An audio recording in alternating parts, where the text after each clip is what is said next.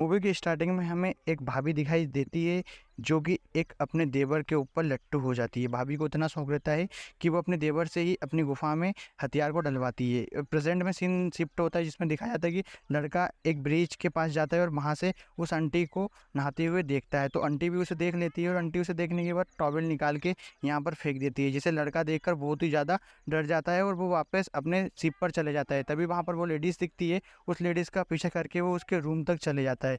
Room पर जाने के बाद यहाँ पर जो भाभी थी वो लड़के को अच्छा खासा मज़ा दे देती है, अपनी गुफा के भी दर्शन करा देती है। लेकिन लड़का यहाँ पे डरा हुआ था क्योंकि अनजान शहर में कोई ने उसके काले घोड़े को पकड़ लिया था। तभी वो वहाँ पे अपनी पेंट बांधकर भागते नजर आता है। उसके बाद वो इधर उधर से जुगाड़ करके आंटी के नंबर फिर से निकाल लेता है और उसके बाद उसके ऑफिस में मिलने पहुंच जाता है। अब आंटी भी बहुत ज़्यादा यहाँ पे एक्साइटेड हो गई थी, दोनों के बीच में प्यार हो गया था। तभी आंटी यहाँ से मार्केट से जा रही थी तो लड़का उसका सामान लेके जाता है।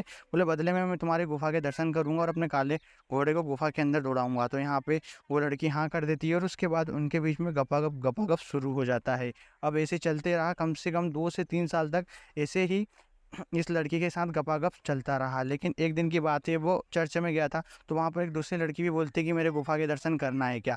पर हमारा भाई तो भाभी के पीछे ही परेशान था।